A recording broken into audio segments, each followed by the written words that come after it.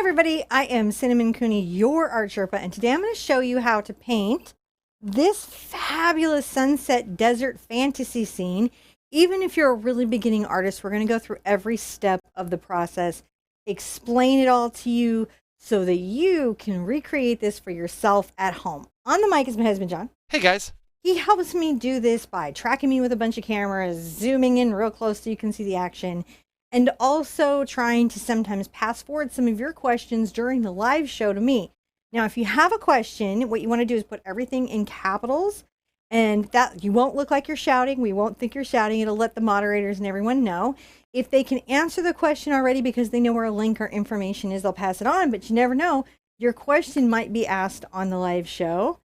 I'm really excited to do this tonight because I think you guys are going to get a great result from this painting. All right. And also because this is an unusual daytime for us. So if it's your very first time seeing a live, welcome.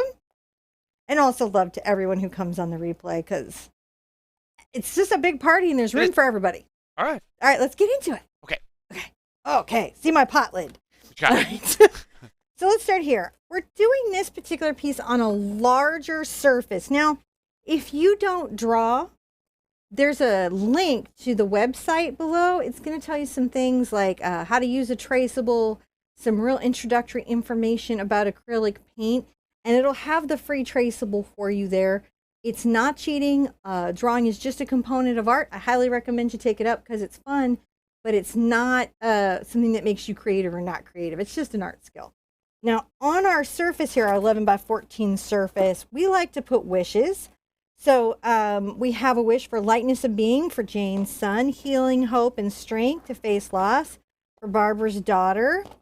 We also have a personal wish for us, peace, love, and support and light for Clint and his family. We have a wish for light in the dark for Jessica, healing for baby Brush to breathe easy for Catherine, healing and strength for Terry's family.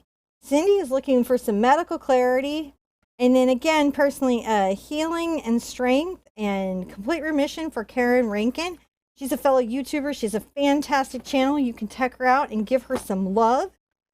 Tina, she's got a child going off to school and she's just wishing safety for that child while she's away.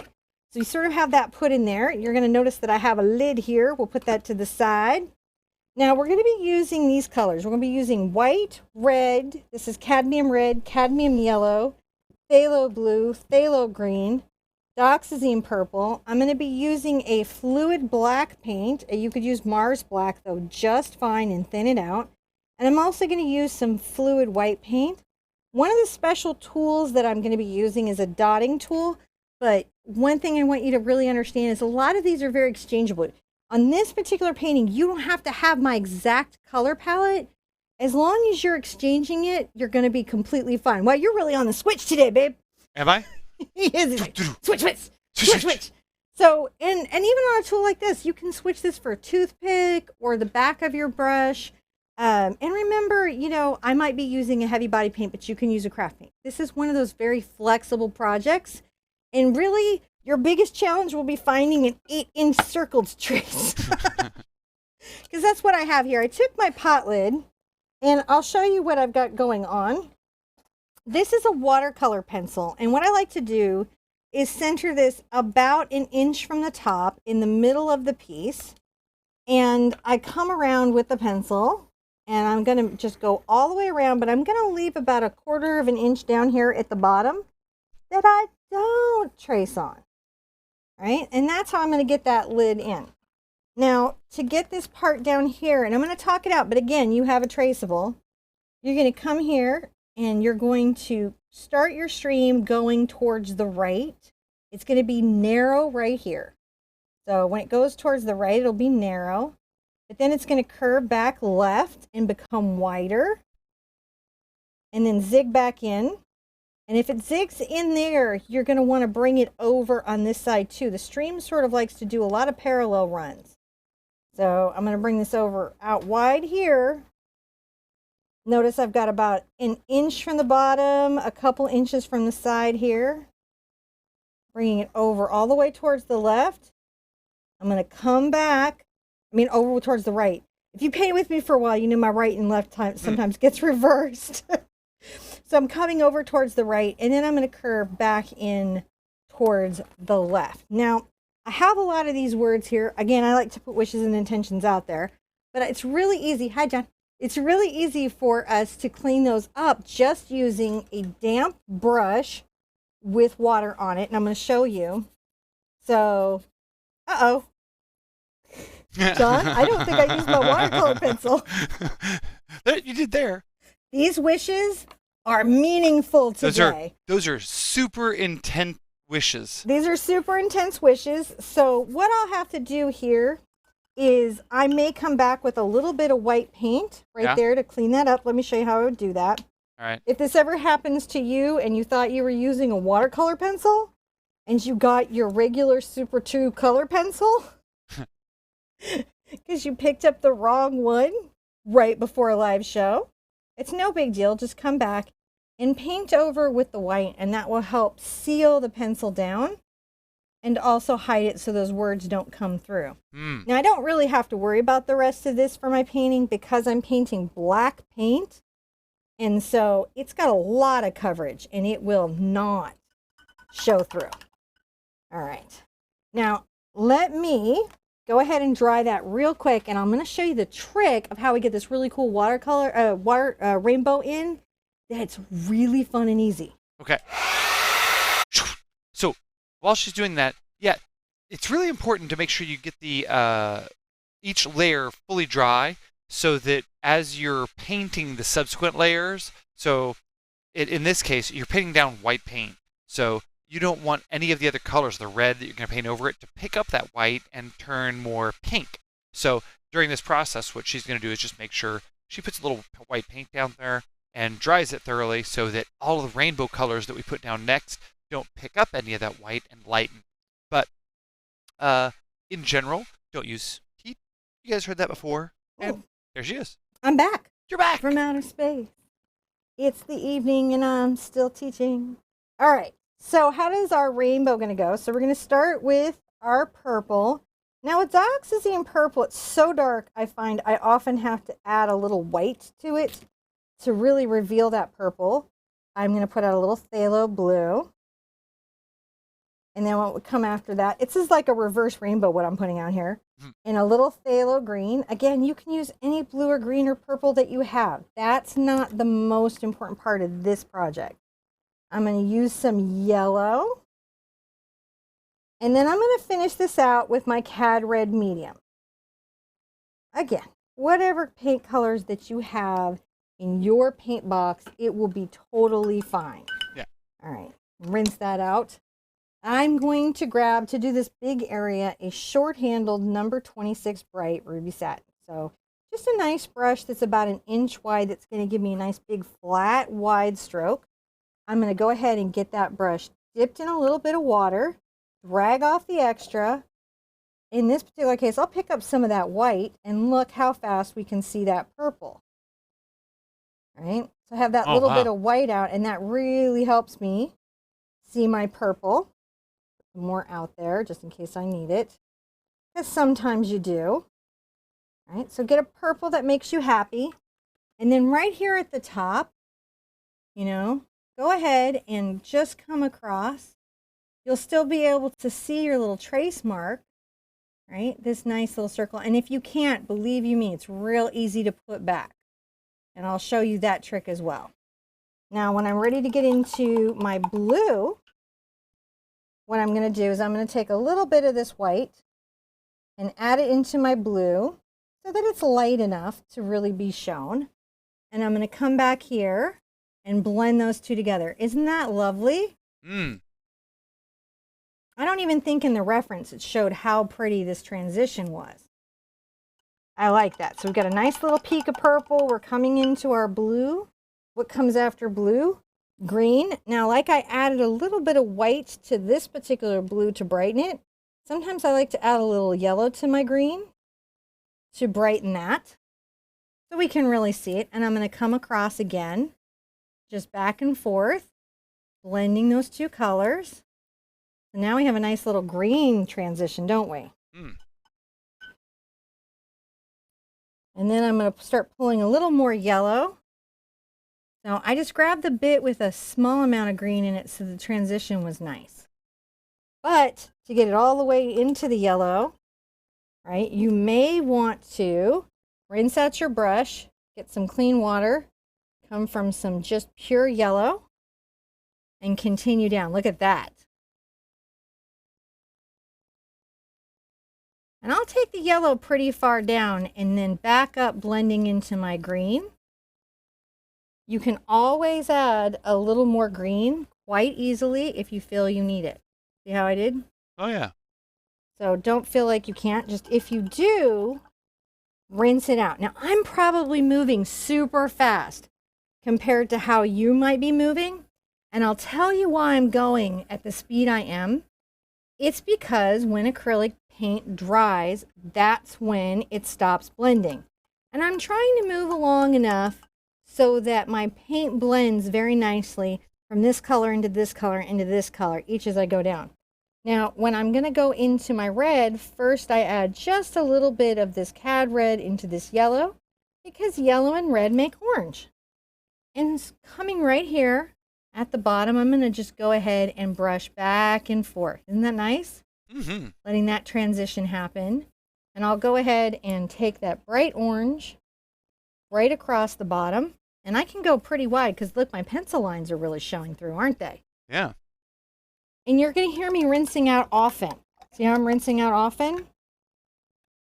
This is a simple trick that as a beginner you can utilize to get much better paintings by making sure that your brush is clean and clear of pigment. We talk about that in our first things you need to know in acrylic video. And that's because all the color impacts all the color around it. So if you want really bright paintings, you don't want to let those colors get muddy. And if you have a lot of color, see how there's a lot of color in that? That purple starts getting into that yellow and it'll start dulling it. I just went and got a little bit of my red and look, blending it right up into the orange. Oh, yeah. And then I just take that down through the bottom of what's going to be that part of the reflection. Isn't that lovely? Now, yes. What kind of paint are you using? Now, I'm using right now mostly Acrylic by Sennelier. There's a lot of different brands of heavy-bodied paint. There are many different ones that you can use. I also have here, I have some golden fluid paint, and I also have some Deco Art Americana white paint. So it's important to remember that the acrylic paints tend to work together, and you can even mix and match brands if you need to. Now I'm going to go ahead and I'd like to smooth this transition. So before it's dry, notice how I'm brushing that there to sort of blend that through. You can always go back and get more color wherever you need it. Look at that. Yellow can be a little bit transparent. That's pretty fun. Now, as soon as I'm happy with that transition of purple, blue, green, yellow, orange, and red, which is my rainbow sunset, I'm going to take my hairdryer. I'm going to dry it. And John can tell you about the video we have if you're a first-time painter that you can watch, and the video we have about blending. So, if you go and check in the link in the description down below, you're going to find a link to our website. And in that, we have a ton of videos that provide information on blending, color theory. Oh my gosh, we had a really great video series about the color wheel and the split color palette wheel. So this video having a rainbow kind of reminded me about that. So if you're interested in that kind of thing, check in the link in the description down below. You'll find our website, TheArtSherpa.com. And on that, there's a whole bunch of videos right there on the video section, all about all these wonderful topics and more. There is a lot. Well, I won't need that for a minute. There's a lot of honor in being a beginner. You're brave, you're courageous. To anyone who's painting tonight for the first time, I want to say don't give up in this painting. Even if you get a little freaked out in the middle, your only goal for this is to complete it, not to worry about being perfectionist. This one time, even if you're very good at being orderly, just put that to the side tonight and just come along doing the steps and finishing it. All acrylic paintings, and I'm sure everybody here in the live will echo it, who's been painting for a while, have kind of a weird wonky stage that we have to get past. Now, I can still see my pencil line, but what if I couldn't, right? I can still come back with my lid and put it in the center of all of that, right? And redo those marks as guides. I'm going to go ahead and use this pencil that is not a watercolor pencil because it'll be okay. I'm painting black over it, so it won't hurt me. And put that back. You could do that with chalk. You could do that with a lot of things, and it would still be effective. Now, this is the fun beginning part because this starts to reveal the picture. Paint everything outside that line black. Don't let it drip. Don't drip. Oh, no. I'll fix that in a second. So if you do get a drip and it does boo-boo you, and that can happen, go ahead and take a clean brush before it dries and clean it up. See how I can do that? Yeah.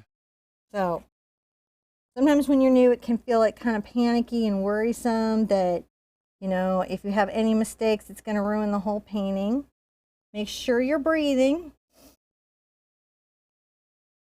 I'm still just using this number 26 bright because I'm very comfortable with it, but it's okay for you to change to a brush that you feel more comfortable with, even if you're a new painter.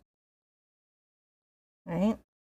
It's good to follow along with me, but remember that you've got to be paying attention to your comfort and well-being too.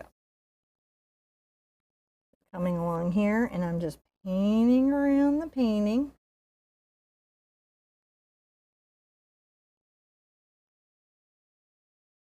Go around your little guideline. Smooth out anywhere you need to. Wooka, wooka, wooka, wooka. And then all of this goes to the black, which is, this is all about to vanish into my background here.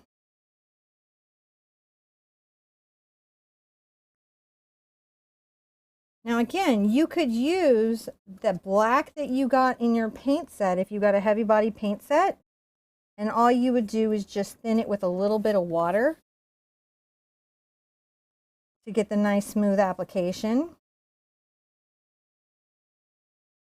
And also remember that craft paint is also soft body paint, so you could use that as a budget saver until you determine that this is your now favorite hobby and you got to invest in all the toys, which I completely get. And why I teach art for free online is so you can afford the art materials. How you doing, babe? Good. Good. Really, really good. No, I love this. I do too. I'm kind of liking this Wednesday night class. What do we think about this Wednesday night class, guys? Is this a nice kind of different jam? I think, to be honest, evening classes on the week when I gave up coffee, just something cruel and unusual about that, but I still like it. You still like it? I'm just smoothing out my circle so it has a nice line for me. Sometimes I like to do that.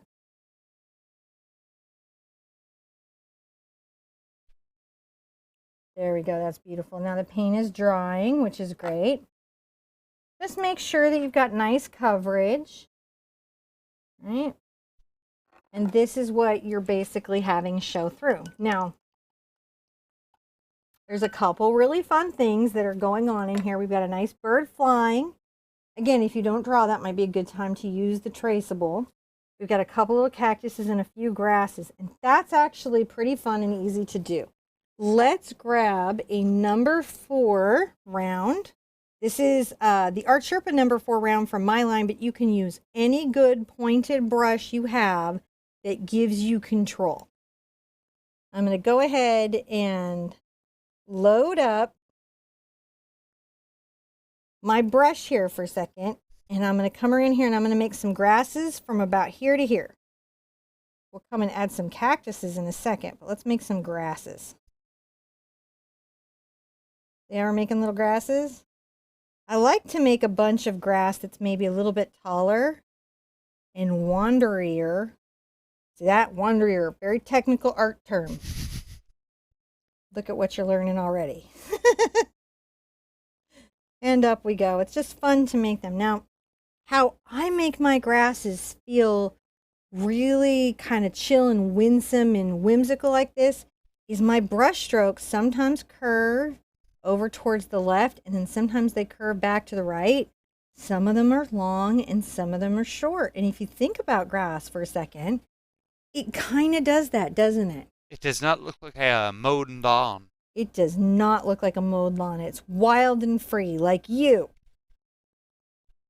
Just like you. I love these new glasses. I'm feeling so goofy tonight. I'm going to take the grass up to about a similar area on my little keyhole here. Boom, boom, boom, boom, boom. Now, you may be tempted as a new artist to do this. See what I'm doing here? And then you're going to get frustrated. If that happened, watch the fix.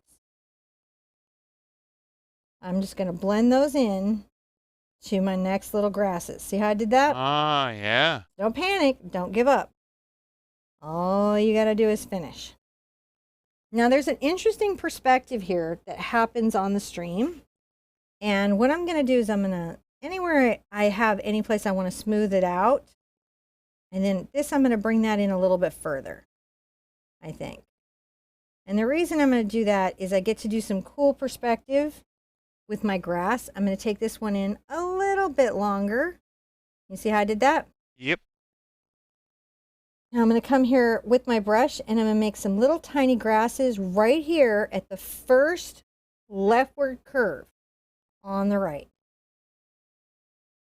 Ooh, perspective, look at you. Now I get to do some more here, and I might even make this a more interesting little inlet if I feel like it. Look at that. Little grasses. Little grasses. All along this view. And see how that helps you perceive that as being in perspective. Oh, yeah. Make some of these longer, some of them littler. Now, all along the front here, guess what you get to do? Add more? More grasses. More little grasses. And they create that sense of this landscape. And some people think of this as a stream. Yeah. And some people think of it as a path. And because it's art, however you think about it is exactly the right way. Whatever else you've got going in your life that people are constantly saying, wrong, wrong, wrong, wrong, wrong, you get to be right all the time in art. Because it's your painting.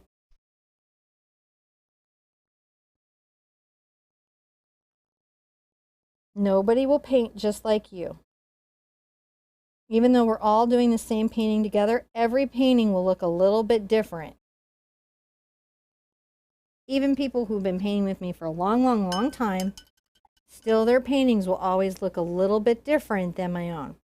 Now I'm going to want to make a little cactus over here. And I like painting silhouette cactuses because they're super friendly and easy to do. I'm pulling some paint into my brush. Can you see how I come from the edge of my paint and pull it in? Yeah.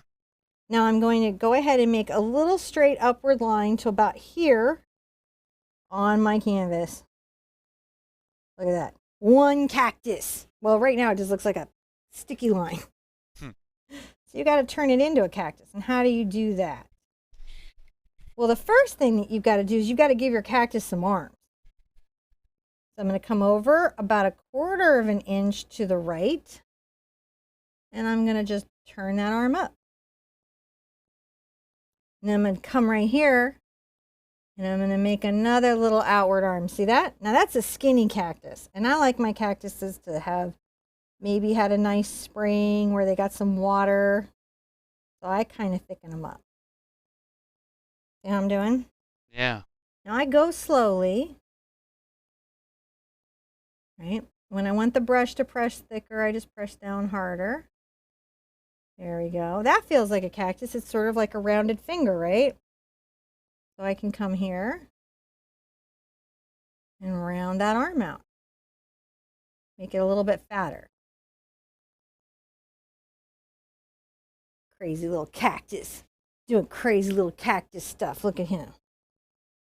Now over here, the rest of the cactus family is hanging out. Let's put them in. Little juniors right there. And then we have a slightly taller version. We'll say this is Mom. Right? Mom cactus is standing there. So we have a whole little nuclear family cactus. And that's good.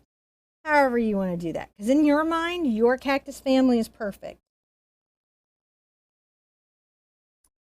If you need to make any of your cactus taller, you can do that. And now I'm going to put in 2 arms over here. Look at that. Maybe another little arm. I like to bring those little curves over. That's fun. Got 2 little arms. Now 1 longer arm that lands right in the middle. Check that guy out. That's a lot of cactus. Yeah. This guy's just got 2 little arms. Junior.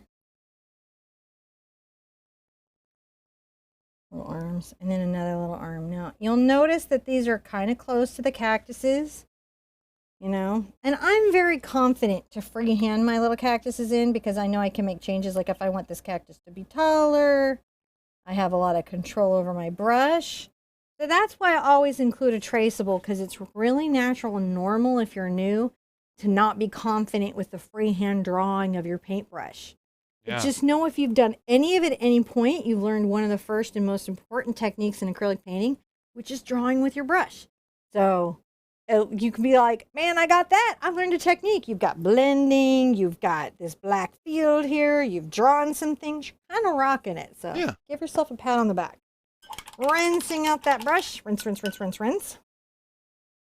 Now I want to put a little eagle soaring in here, a little bird of prey, raptor. And I'm going to freehand that in because I feel very comfortable with that. So how I do mine is I like to come here and I do rest my hand on the dry part of my canvas, keeping my hand very carefully out of the wet paint. And the first thing that I'm going to do is make a little circle that's going to be my eagle head. I like to start someplace. It gives me something I can do. And then I'm going to come here and bring out a beak. Raptor beaks tend to be a little bit sharper and pointier, which I just smidged it. So watch this, I'm going to fix my smidge. Don't smidge. Before the paint dries, you can erase acrylic. Once it's dry, well, that's sort of it. Look at that. Fixed it. So even though I smidged it, I'm okay. I think the important thing when you see me have little moments in my painting is to realize that none of this is panicking me or worrying me. And the reason of that is I understand some things about acrylic paint. Like once the paint dries, I can just paint over it. So I don't ever have to worry. Now, I'm going to come up here and I'm going to bring out a wing. I like to put a little bend on my wing. I'll come out that way. And I'll show you how I get my weird little feather things. The first thing that I do is I build the basic structure of my wing. I pull my brush strokes in, and that kind of gives me a wing shape. It's, you know, nice and bent into the body, but I like those feathers that sort of flare out. So once I have it, I come back very carefully and watch. I'm going to paint out very flared flight feathers. And then I'll make it shorter coming in. And that's how I get that. Isn't that nice? Yeah. Now, so those things are good. And I make a nice little raptor line in. Now I've got a body here that I know I'm dealing with, right? Because he's got a body. And he's also got a tail. But before I get my tail in, I'm going to do this other wing that's sort of coming forward. It comes right here. And it goes a little bit forward. And I do the same thing that I did before. I kind of build the body of my wing in, pulling those little strokes back. That's not bad. And then to get the flight feathers, I go 1, 2, 3, 4, and then kind of finish out an implied little feather right there. Now I like to have the feathers blend into the body a bit. And it catches like some of those shapes that might not represent so well. And then right here, I'm going to go ahead and put out a little flight tail feather. So it's just a very loose little silhouette of a bird. Now he's going to have a little bit of a dry. And I'm going to put out that white paint. Now this is Americana titanium white. And this one here is acrylic titanium white. And what that is these are the same pigment. They're the same color. The difference between those paints is the amount of white in the paint and whether the paint stays stiff like this or it becomes soft like that and kind of blends out like it's an oil. Okay. The other thing is where to put my dotting tool that I pointed out earlier is our special tool. And then, do you all see it? Do you see it, John? No. I know I showed it to everybody and said you need a dotting tool and this is great. And there it is. And what am I doing? I don't know. There it is. Another reason to keep your studio clean. Now I'm going to just use my dotting tool to make these little stars. And you can get my dotting tool in the Galaxy set and you'll love it if you get it. But if that's not something you can do or want to try at this moment, remember, back of the brush, toothpick. I do think it's nice to bring these little star dots almost all the way down to our little friend cactus here. It creates some nice balance. Isn't that fun? Yeah. Let's come up over the top. Little star dots, why not? This is looking sharp. It's just one of those fun paintings. You could do palm trees. You could do an ocean and sailing ships. There's a lot of things that you can do. It's really as limited as you're trusting your own imagination. And the reason I don't say it's as limited as your imagination is many grown-ups don't know how imaginative they actually are. They don't trust that yet. But 20 paintings in, they'll find out. I'm a very imaginative person. I'm going to keep going here. I'm liking that. The other place it can be very nice to put that field of stars is around here. And I think that's very whimsical, isn't it? Yeah. Now it's almost like we're looking through a magical space keyhole. Why not? Because it's art. And we can do anything we want. Anything at all.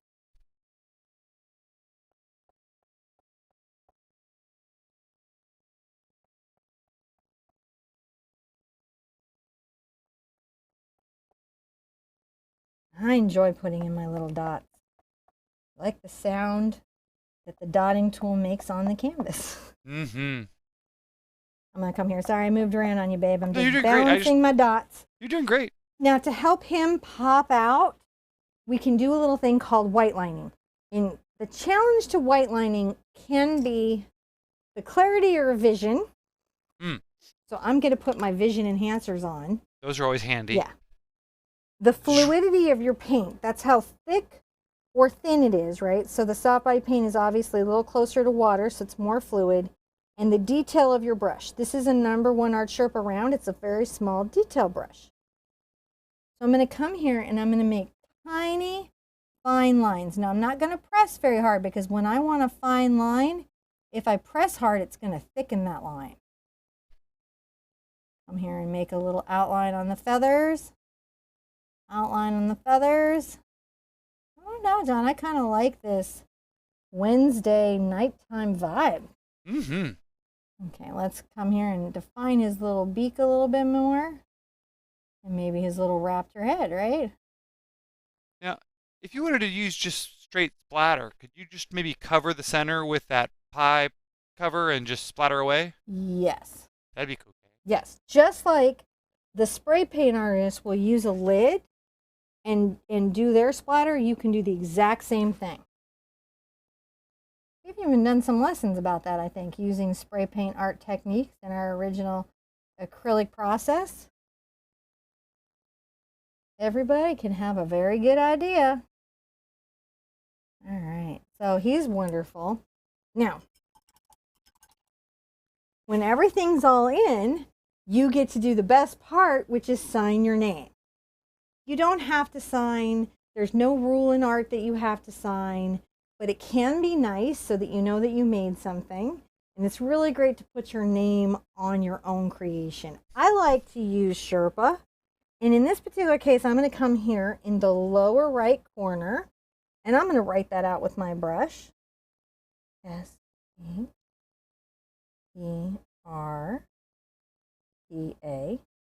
I like to pick colors that are in my painting and don't pull away from the overall design because I worked really hard to get this. Now, that was fun. I'm going to turn around.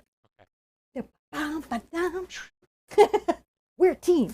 Let me move this over here so you can see. So this is kind of what you're going to get. This is really, yours should not look exactly like mine. It shouldn't be a photocopy. We got a machine for that. You're learning to paint, so they should be your brush strokes, your journey.